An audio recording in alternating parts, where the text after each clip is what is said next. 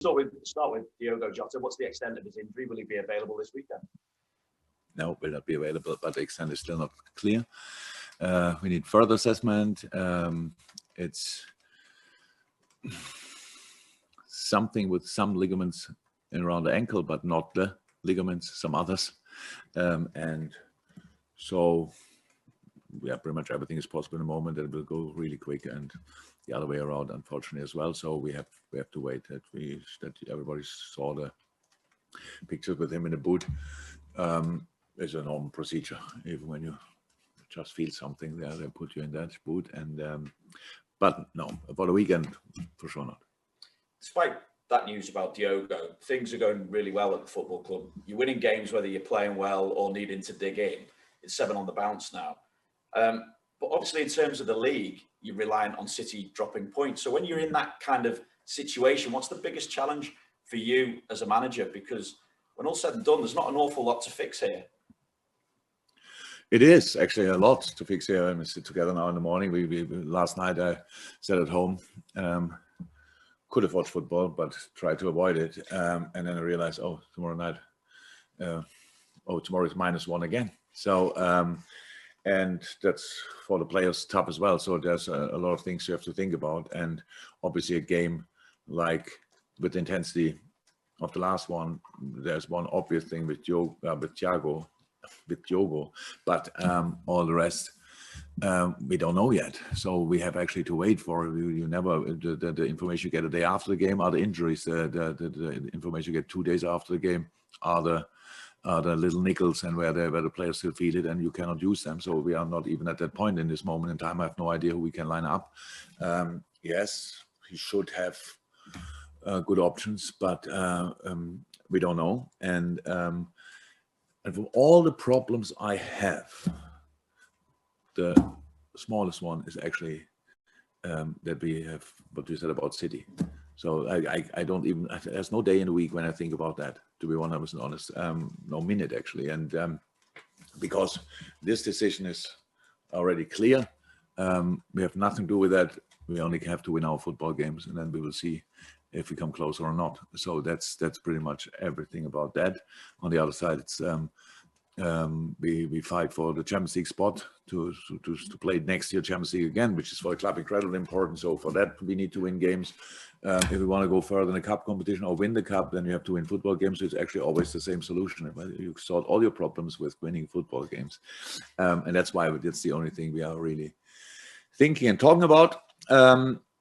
Was always like this, will always be like this, and it's in a moment like this as well. And Mo Salah, 1 goal away from 150 for Liverpool. I just wonder, with that kind of landmark within reach, where can Mo put himself in terms of the all-time greats of this football club? I'm only 7 years here now. So many. The club is so much older, and so much great players were here. So that Mo is that this team is one of the better ones in the wonderful history of this club is clear, and that Mo has a massive part in that is clear as well. So the number speaks for themselves. It's absolutely insane. When you say now 150, I thought it was only recently that we spoke about 100. So it's obviously a massive number, and yeah, hopefully he can do that tomorrow.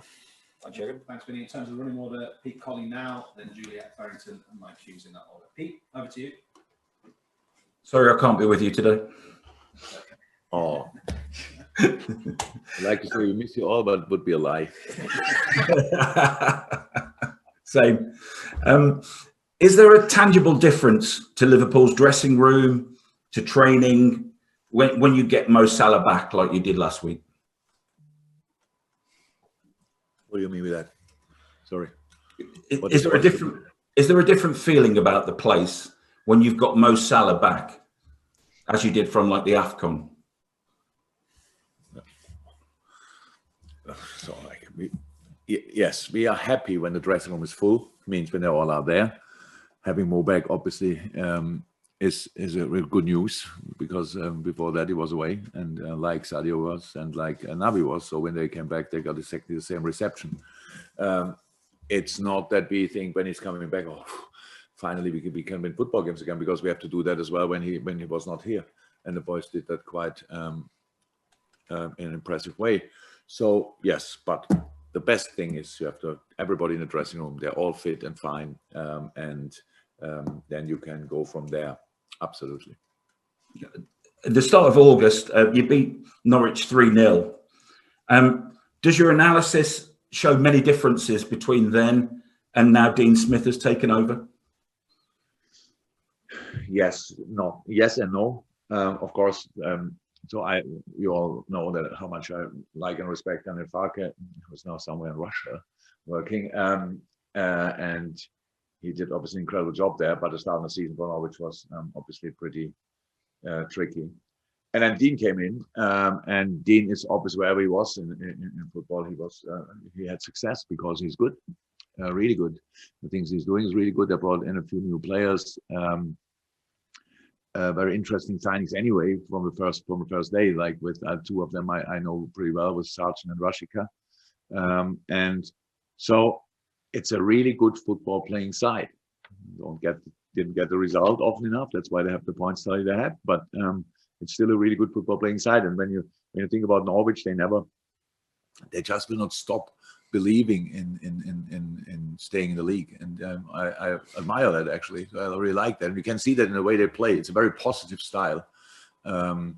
Yes, pretty direct as well. But if you let them play with all the guys they have in midfield, and then with the strikers up front, then they play. And if you give them the chance to go in behind your last line, there we go. Because they have, especially with Rashika and Pukki, proper speed there. And so we have to be pretty much everywhere 100%, because we have tried to avoid these kind of passes in behind. But if you do that, you have to make sure that you have a really good setup for that. And our situation is obviously we cannot ignore our situation. So we played on Wednesday night and only came back yesterday because of the wind.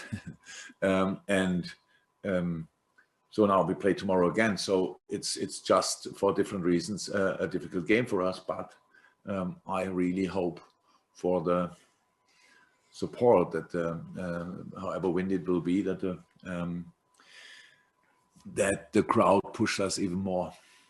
Thanks, Pete. And just before we go back to the room now, we do have two sections to come in this, and I'm conscious of doing this, so we'll probably just take one unless there's need for a follow-up.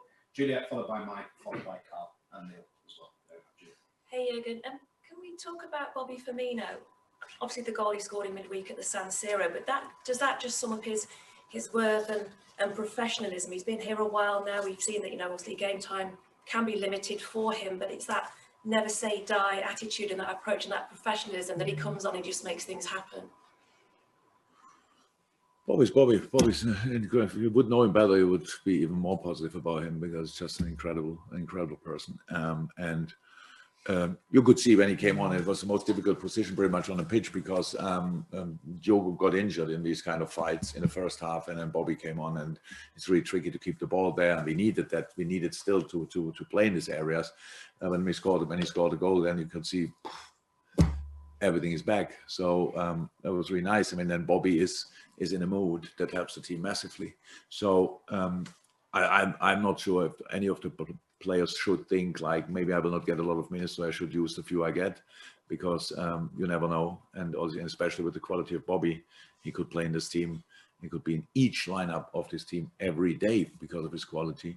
Yeah, but it was maybe one of the most important away goals we scored so far, because of how the game went, and it calmed everything down. Bobby scored, and then in that moment, the momentum, we got the momentum back 100% in this game. And that's how it is in these tight fights with strong opponents. You need an opener, and yeah, we're all very happy. How you can imagine that Bobby scored. We could have scored everybody, but with Bobby is always this extra thing because of how unselfish he is. Everybody thinks, yeah, come on, Bobby, from time to time, you should make it yourself. And that's exactly what he did there. And really, really good. Thanks, Jules. Mike?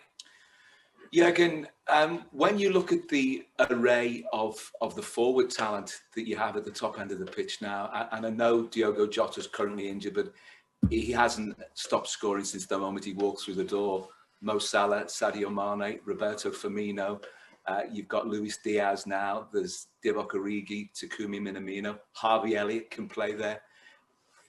It's an impressive rank, isn't it? Is it the strongest that you've ever had at the top end of the pitch since you've been the Liverpool manager? Yeah, but I really don't like talking about it because since 2 weeks roundabout, we talk constantly about it. And the first thing what happened was Diogo Jota is out. So we don't know how long. So makes it not the same number. And then we don't know when the next game happens. And then we play midweek, and then we play the weekend, and then we play Champions League again. And all these kind of things happens now like this. And it's just, yes, we know the fact that it's a really good team. Absolutely, a really good squad. But in the end, we have to deliver and we have to fight. And in the quality of the boys, like the potential of the boys was not the key for the win at Milan, at Inter. The key for it was the attitude we showed, the spirit we created on the pitch, the mood we brought ourselves in on the pitch. That made a difference. And not who can play.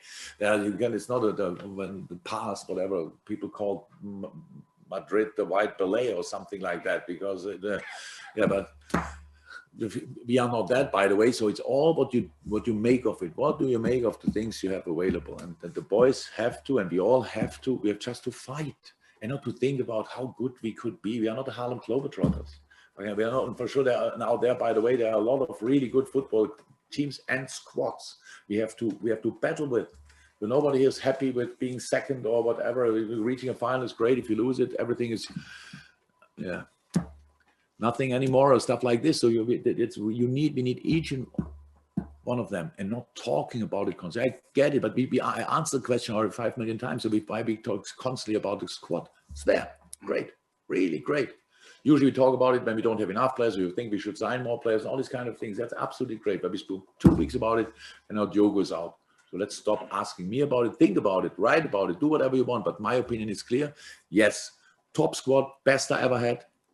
But it's so much more important what kind of mood in the team and in the stadium we can create to get results. Because you don't win a Champions League away game at Inter Milan because you are good. You win it because you want it with all you have. And that's what we did. We're talking about exactly what you've just mentioned then. Jordan Henderson came off the bench the other night and showed once again what a wonderful influence he is. And what Jordan brings to the team is more than the sum of his talents, isn't it? Because it's the attitude that he has. And you get the feeling that he's a great leader, but I think he inspires other leaders in the team as well.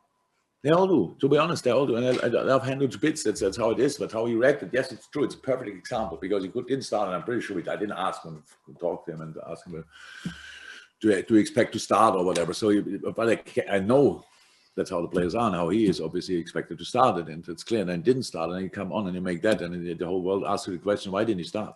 So that's exactly what a player has to do, how you have to react. And that was a perfect example, and absolutely perfect. But not only him, Naby came on and had the same influence, but it was brilliant when he came on. And then on top of that, Luis and Bobby scored the goal and all these kind of things. That's what you need. And that's the moment, because you can have the best squad in the world. I don't know where that is, but you can't have it. If the boys are not happy with the situation in the squad, that you have all of a sudden so many players available on your position. If the players lose confidence in these moments when they don't start, you have a problem. Because the same 15 play all the time, they're all full of, when you're winning, they're all full of confidence. Yes, they're tired, but they're full of confidence. But now you have to get it from somewhere else. That's as well. And if you are, that's how I understand it. If you come on, you have to do exactly what the 5 boys in the end did when they came on against Inter. Okay, Carl and Neil, then we go to the first breakout section. Just for the people listening on the Zoom, we've got 2 in the room who I presume want to ask a question, so we can probably take 1 more for the dailies, but that would be it. Carl, we're still on the original open press. Hi, Jurgen. It's a wider looking question, and apologies, because I know you're like looking at the immediate thing, but you've already said Kelleher will play in the League Cup final. It'll be 3 weeks since his last game when he plays. So I'm wondering, is there any plans to have him play any competitive or non-competitive stuff for this week? No, he's used to it. He's used to it. He always plays when he's not playing before. He's used to that. No plans. Hopefully we don't have to do it. Not because of, I don't trust Grief, or no. It would mean something happens to Ali, and I hope that will not happen. No. Thank you, Carl. Neil, and then this concludes the open section. Neil. Just wondered, as a manager, how hard you find it telling players they're not in the squad, never mind on the bench, because I think at Burnley last week it was Curtis, Joe Gomez, Taki, Divock. Is that maybe one of the hardest parts of when you see them training every day and then you're having to disappoint them over a weekend or a midweek? Not sure if hard is the right scripture, but it's the part I like the least. Let me say it like this, because it's easy when the boys give you reasons. So like spending 3 nights in a row in a bar or whatever, or pictures in a pub, stuff like this, and you're not here, you don't understand the situation, obviously, whatever, we never had that. So I cannot use that. But none of these players deserved it so far. It's not that you think, that's easy. All the decisions were really difficult, and yes, don't like that, but it's still part of the game, part of the business, and still, how I said, there might be the chance that you start next week.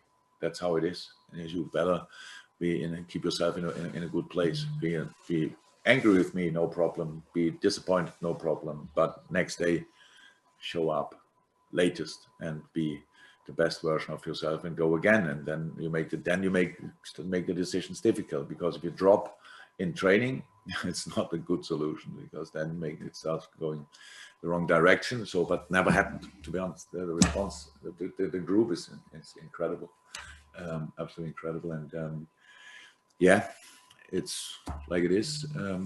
Will happen probably for tomorrow as well. Again, the players want to talk to me. That happens not before the game, so like not after the decision or before the game. Then after the game, we've played the game, then they can come and talk. But the answers are pretty easy. You have to make sure that you are in the squad. I am only the observer. I only watch the things, and the players have to deliver. And the longer you deliver, the more likely or even sure is it that your situation will change, because of the quality they have. Thank you, Neil. Really appreciate it.